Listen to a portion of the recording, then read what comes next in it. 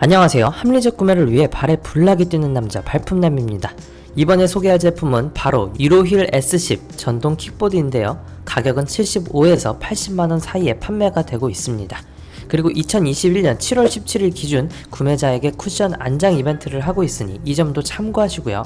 그럼 제품의 디자인과 스펙, 그리고 2주 동안 사용해보면서 느낀 장단점을 이야기하고, 마지막으로 전동 킥보드는 대여와 구매 중 어떤 것을 하는 것이 좋을지도 상황별로 정리해보겠습니다. 그럼 바로 출발해보겠습니다.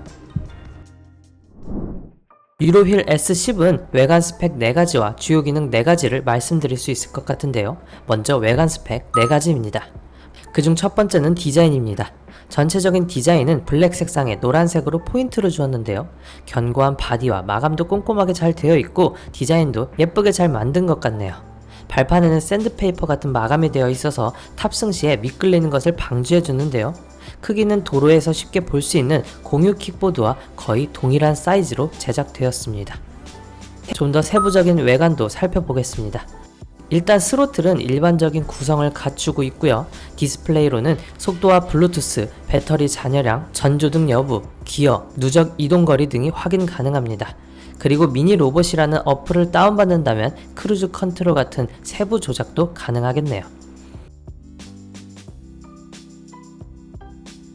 참고로 순정으로 잠금 장치나 킥박스가 제공되지 않기 때문에 이 부분은 별도로 구매하셔야겠네요.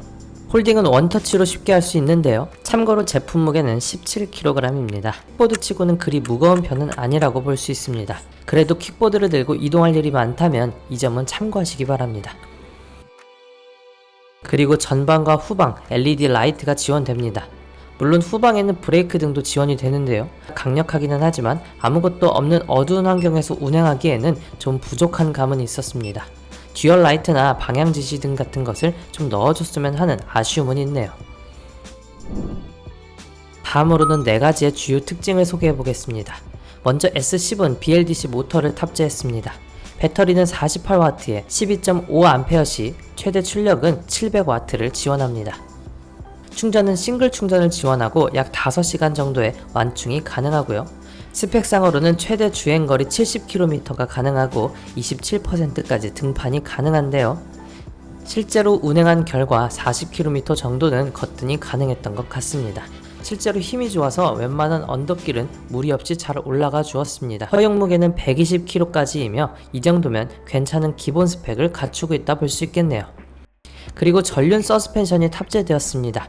서스펜션은 개인적으로는 조금 딱딱한 느낌이 있었는데요.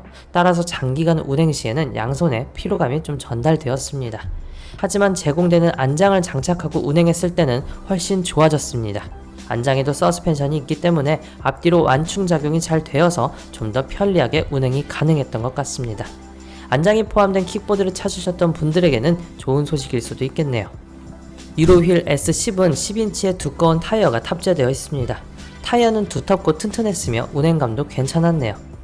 킥보드는 바퀴의 크기가 클수록 주행시 안정성이 높아지는데요. 10인치면 이 정도 가격대와 출력에 충분한 사이즈라고 보시면 되겠습니다.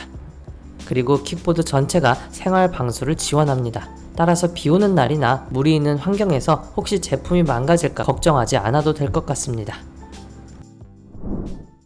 그럼 2주 넘게 운행해보면서 느낀 점과 장단점을 말씀드려 보겠습니다. 일단 첫 번째 운행하면서 느낀 점은 발판이 널찍해서 탑승감이 좋았습니다. 그리고 48V, 700W의 파워를 갖고 있어서 그런지 힘이 좋았고 배터리 용량도 넉넉했는데요. 10분 거리를 매일 왕복하면서 다녔는데도 충전 없이 일주일 이상을 사용했던 것 같습니다. 그러나 앞서 말씀드렸듯이 전방 서스펜션 하나에 서스도 세지가 않아서 손의 흔들림은 많이 전달되었습니다. 이건 유로휠에서 제공해주는 서스가 있는 완장에 앉았을 때는 오히려 많이 해소가 된 것 같았습니다. 그리고 야간에 운행할 때는 라이트가 좀 부족한 감이 있습니다. 이 부분은 추가로 LED 라이트를 구매하셔서 운행하시면 도움이 될 것 같습니다. 유로휠 S10은 길거리에는 킥보드와 사이즈와 형태가 거의 비슷한데요. 따라서 킥보드를 대여하는 것과 구매하는 것을 고민하는 분이 계실지 모르겠습니다. 전동 킥보드는 대여와 구매 중 어떤 것을 하는 것이 좋을지 상황별로 정리해 보겠습니다. 이 표는 시중에 있는 공유 킥보드의 요금표입니다. 오차는 발생하겠지만 단순하게 잠금 해체 요금 1,000원, 이용요금 분당 150원이라고 가정했을 때 하루 30분씩 왕복 출퇴근을 한다면 4달 후에는 킥보드 구매 가격과 동일하게 됩니다. 킥보드 가격에 따라 기간의 차이는 발생하겠죠. 그러니까 유로휠 S10 기준으로는 하루에 30분 이상 타면서 4달이 넘어간다면 킥보드를 구매하시는 것을 추천드리겠습니다.